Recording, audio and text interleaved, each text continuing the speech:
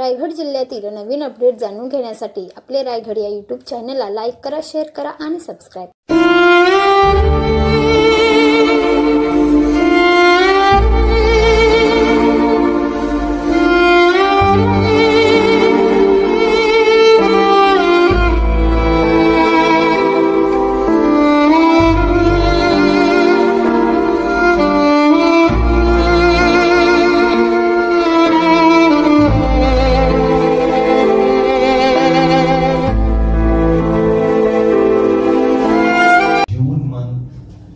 is National Survivors Day, Cancer Survivors Day. That is, जिन लोगों की treatment हो गई, बीमारी से उनको छुटकारा मिला है, this day is celebrated every June. बाकी पेशेंट्स और पॉपुलेशन मतलब लोगों को मैसेज देने के लिए अपोलो हॉस्पिटल के बारे में आप सब लोग जानते हैं. Biggest cancer, biggest private health care facility in the country. Treatment world class होती है, इंफ्रास्ट्रक्चर बहुत अच्छा है, बट हम लोग ओनली ट्रीटमेंट नहीं करते. यहाँ अपोलो के ग्रुप में चेयरमैन की मैसेज है कि पेशेंट्स को होलिस्टिक केयर मिले. मतलब वो अपनी शिकायत लेके दवा खा के ठीक हो जाते हैं, वापस जाते हैं. This is not enough. So हमारे यहाँ दो बहुत स्ट्रॉन्ग प्रोग्राम्स हैं जो बहुत कम प्राइवेट सेक्टर ऑर्गेनाइजेशंस में है. वन हम लोगों की प्रो हेल्थ है. प्रो हेल्थ मतलब कि वी हैव प्रिवेंटिव चेक्स की पेशेंट बीमार या आम आदमी बीमार ना पड़े. Pro health. And second is programs जैसे आज जो लॉन्च हो रही है कैन विन, जिसमें हम पेशेंट लोगों को सपोर्ट देते हैं बियॉन्ड कन्वेंशनल थेरेपी. मतलब रिहैबिलिटेशन में to bring the quality of life back to normal. और can win is one such a program. To take this message, we have got some of our cancer survivors with us who will also be speaking. लोगों को emotional support चाहिए जब cancer की diagnosis आती है. They need support from various other aspects, and one of the best ways of support apart from the hospital is our survivors. They are able to empathize with the patient. वो उनको अपनी story बता सकते हैं. और इसलिए the second part of CanWin is called storytelling, जहाँ जिन लोगों ने अपनी बीमारी से क्योर मिला, they have become victors. They will share their story. They will share their journey with other patients, कि other patients को भी support मिले to fight this deadly disease. So thank you once again. We've got lot of our senior faculty जो आपसे बात करेंगे. So हम cancer सिर्फ ट्रीटमेंट के बारे में नहीं होता है. जब कैंसर का शब्द किसी को सुनाई देता है, डर बैठ जाता है. ट्रीटमेंट का भी one has to go through और पूरे फैमिली पे असर पड़ता है. It's about what the whole family goes through emotionally, mentally, financially. And support groups like this, like CanWin, bring together the patients, their caregivers, the hospital staff, the clinicians all together for a single goal कि patient का सिर्फ journey through cancer ना ठीक रहे, आगे की भी जिंदगी और quality of life सबसे ठीक रहे. So support groups की basic premise होती है that we look at bringing together patients. One, like she mentioned, we have survivors who give their stories. The idea is to hear each other out. अगर doctor आपको कहे कि इसमें कोई problem नहीं है, कीमोथेरेपी आपकी ठीक से हो जाएगी, सर्जरी आपकी ठीक से हो जाएगी, you still question it. अगर पेशेंट आपको सामने से आके कहे I have been through this and you will get to the other side and it sounds better, it's always more helpful for a patient. So listening is the basic premise of any support group. Patients should be able to come and talk. We are here to listen to them, to help them with any queries. The idea of CanWin with the hospital, we hope that it will reach many patients across the city, across the country with the Apollo group. We also hope that we will be able to, through you all, tell patients that this is a program that we have running in the hospital. For any patient that needs support, be it mental, social well-being, physical health, something that is related to their quality of life, be it fertility, cosmetic, hair, anything that we have. And we're hoping to even take further something related to financial support in the coming months. We hope our patients reach out to us. You can reach out to anyone in the team, be it Dr. Ankit or me. We will go through what their needs and their requirements are and put them in touch with the correct aspect of the group for that. As of now, we are ready to start with all aspects of social, mental health and well-being. We have Rituparna here who will be able to talk to you about that further. We, over the next few months, will hope to put our trust together to also be able to contribute to some financial support. Thank you.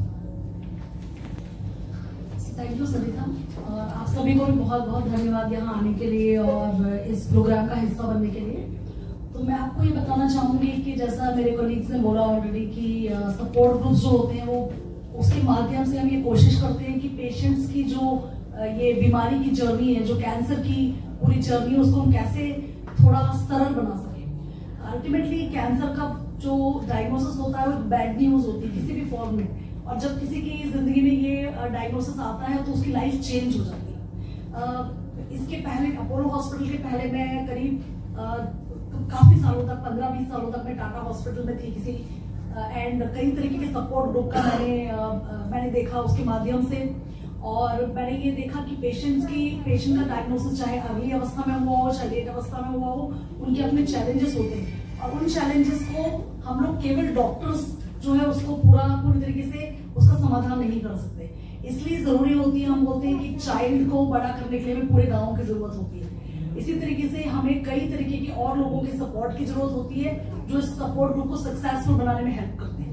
तो इसमें सबसे महत्वपूर्ण ये होता है कि जब मरीज ये देखते हैं कि हमारे तरीके के और भी मरीज थे जो अलग अलग अवस्था में इस जर्नी में जा चुके हैं, तो उन्हें बड़ा कॉन्फिडेंस मिलता है। वो जो एक फीलिंग ऑफ आइसोलेशन या अकेले पड़ जाने वाली जो फीलिंग होती है, व्हाई मी, सबसे पहले मरीज को ये लगता है, वो कम हो जाती है। इसलिए सपोर्ट ग्रुप की बहुत महत्वपूर्ण है। हमें ये भी जानना जरूरी है कि कौन सा सपोर्ट ग्रुप किस तरीके के पेशेंट्स के लिए एप्लीकेबल है। जैसे कि मरीज यदि अर्ली स्टेज में है, यदि कि वो एक तरीके का कैंसर है, तो ये अच्छा होगा कि वो उस तरीके के सपोर्ट ग्रुप में जाए। यदि पेशेंट मेटास्टेटिक, मैं मेडिकल ऑन्कोलॉजिस्ट हूँ जैसा बताया, तो मेरे पास बहुत सारे मरीज वो आते हैं जो लेट स्टेजेस में होते हैं। अर्ली स्टेजेस के भी मरीज आते हैं, मगर लेट स्टेजेस के मरीजों को और भी ज्यादा सपोर्ट की जरूरत होती है क्योंकि वो काफी उनका मॉरल डाउन रहता है। तो हमें उनको ये मैसेज देना जरूरी होता है कि इस तरीके के काफी मरीज हैं, इस तरीके के उसमें क्या क्या तरीके की नई तरीके की पद्धतियां आ रही है, रिसर्च हो रही है, हम कैसे आपके हर अवस्था में आपको कंफर्ट दे सकते हैं। We may not able to cure you every time, but हम आपको कंफर्ट दे सकते हैं। और इसलिए जो सपोर्ट ग्रुप है ये इन पर्सन हो सकते हैं, ये ऑनलाइन हो सकते हैं, ये टेलीफोनिक हो सकते हैं। मैं सभी तरीके के सपोर्ट ग्रुप में किसी न किसी तरीके से काम कर चुकी हूँ, नेशनली और इंटरनेशनली, और मैंने ये महसूस किया है कि इनकी भूमिका बहुत महत्वपूर्ण है। तो आपको ये मैसेज जो है बड़ा लाउड एंड क्लियर लोगों को पहुंचाना चाहिए कि आप इस ग्रुप में यदि आते हैं तो आपके तरीके के और लोगों को आप मिलते हैं, साथ में आप उन लोगों को मिलते हैं जो आपको किसी माध्यम से आपकी जरूरत के अनुसार आपको कोई उचित सहायता प्रदान कर सकते हैं। ये सहायता मेंटल सपोर्ट हो सकती है, इमोशनल सपोर्ट हो सकती है, फाइनेंशियल सपोर्ट हो सकती है, और जस्ट आपको सुनने की भी हो सकती है, और लॉजिस्टिकली भी हो सकती है। कई तरीके की प्रॉब्लम्स होती है जिनको कि कवर किया जा सकता है। कई तरह जानकारी मौजूद होती है, आपको पता नहीं होती, तो यदि आप इन ग्रुप्स का पार्ट बन जाते हैं तो वो सारी चीजों में असर देखने को मिलता है और इसका जर्नी जो है आसान करने में हेल्प मिलती है। इसलिए मेरा मानना ये है कि सपोर्ट ग्रुप बहुत इंपॉर्टेंट है। ये एक एफर्ट जो अपोलो हॉस्पिटल की तरफ से किया जा रहा है, इसकी बहुत इंपॉर्टेंट रोल है, और इसके माध्यम से कई मरीजों को और उनके परिवारों को हेल्प की जा सकती है। आपने देखा कि बच्चों में भी कैंसर होता है, because many of the times हमें लगता है कि बच्चों में कैंसर नहीं होता होगा या बच्चों को क्यों होता है। तो बच्चों में भी कैंसर पाया जाता है, उसका कोई खास कारण नहीं है कि ये क्यों कैंसर होता है, प्लस कुछ जेनेटिक फैक्टर्स भी इसमें प्ले करते हैं, उसके कारण ये कैंसर हो सकता है। बट अर्ली डिटेक्शन और प्रॉपर ट्रीटमेंट के कारण ये लॉन्ग टर्म उनका सर्वाइवल अच्छा रहता है। बच्चों के जो कैंसर्स रहते हैं जनरली वो क्यूरेबल कैंसर्स रहते हैं, बट उनको प्रॉपर तरीके से ट्रीटमेंट मिलना चाहिए, ये तभी प्रॉपरली क्योर हो सकते हैं। बच्चे दिखने में जरूर कमजोर दिखते होंगे, बट बच्चों का जो हीलिंग पावर होता है वो एक अडल्ट से बहुत ज्यादा होता है। तो जब भी हम कीमोथेरेपी या रेडिएशन देते हैं, बच्चे का टॉलरेंस भी अच्छा रहता है। प्लस जब हम एडवांस टेक्निक्स यूज करते हैं सो दैट कि बाकी जगह साइड इफेक्ट्स ना हो, जैसे कि बच्चों के केसेस में कुछ रेडिएशन जब देते हैं कुछ तरीके अलग हमें अपनाने पड़ते हैं, कुछ टेक्निक्स अलग अपनानी पड़ती है सो दैट उसके लॉन्ग टर्म जो साइड इफेक्ट्स है वो कम से कम रहे। तो ये जो बच्चों में हीलिंग पावर के कारण ये टॉलरेट भी करते हैं, उससे रिकवरी। वो बच्चा कमजोर नहीं है एक्चुअली। हमारे बच्चे कैसे होंगे, कैसा वजन होगा, कैसा लंबाई होगा, मम्मी पापा कैसे होते हैं, उसके अकॉर्डिंगली डिसाइडेड होता है। तो वो बच्चा शुरुआत से ऐसा था। तो सबसे क्या होता है कि बच्चों में कैंसर मतलब इतना कॉमन डायग्नोसिस नहीं होता है ना। सबसे पहले अगर हम देखेंगे तो हमारे इंडिया में सबसे कॉमन जो प्रॉब्लम्स होती है इन्फेक्शंस होती है। तो कोई भी जैसे गांठ है कहीं पे भी है ना, स्वेलिंग है, तो उसमें सबसे पहले हम बहुत सारे कारण ढूंढते हैं और सबसे कॉमनेस्ट रीजन ढूंढते हैं सबसे पहले। तो ट्यूबरकुलोसिस या कोई इन्फेक्शन सबसे पहला आता है डायग्नोसिस में। यदि वो नहीं दिखता और या बच्चा दवाइयों से रिस्पॉन्स नहीं करता, इन्फेक्शन की दवाइयों से रिस्पॉन्स नहीं करता, तब उसका बायोप्सी करते हैं और फर्दर इन्वेस्टिगेशन से फिर पता चलता है कि कैंसर है। Cancer is not like even in children, it is not a common diagnosis. अगर हम बात करें तो जो इंसिडेंस होगी बच्चों में कैंसर की केवल पूरे कैंसर में 4 to 5% होता है। 100 कैंसर में केवल 4 या 5 बच्चों में कैंसर होगा। तो सबसे कॉमन जो कारण होते हैं, जैसे किसी को अनएक्सप्लेन्ड फीवर है, किसी को गांठ है, किसी को वेट लॉस हो रहा है, किसी को ब्लीडिंग हो रही है, तो सबसे पहले हम कॉमन रीजंस रूल आउट करते हैं। अगर वो नहीं होते तभी हम एक कैंसर का डिफरेंशियल डायग्नोसिस। पेरेंट्स लोगों ने जो मनोगत व्यक्त किया है, उन्होंने बहुत सारे पेरेंट्स लोगों ने बताया कि जो अपोलो की टीम है वो पेरेंट्स का मनोबल बढ़ाने में कामयाब रही है और उसका रीजन बच्चों को रिकवरी में अच्छा रहता है। क्या बताएगा आपकी टीम के बारे में? ये बिल्कुल सही बात है। आई थिंक हमारे साथ एक विशेषज्ञ है डॉक्टर साइकोलॉजिस्ट, ये इसके बारे में ज्यादा अच्छी तरह टिप्पणी कर सकती है। मनोबल जो है, मानसिक स्वास्थ्य, वो बहुत जरूरी है, चाहे बच्चे में कैंसर डायग्नोस हो या बड़ों में। और पेरेंट्स का मनोबल बढ़ाने के लिए ये जो पूरी मल्टी डिसिप्लिनरी टीम है, हाथ में रखो तो भी चलेगा। हाँ, तो ये जो पूरी मल्टी डिसिप्लिनरी टीम है, अगर बच्चों में कैंसर डायग्नोस होता है तो ऑब्वियसली कुछ चीजें हैं जो उनको फॉलो करना पड़ता है because of the treatment precautions.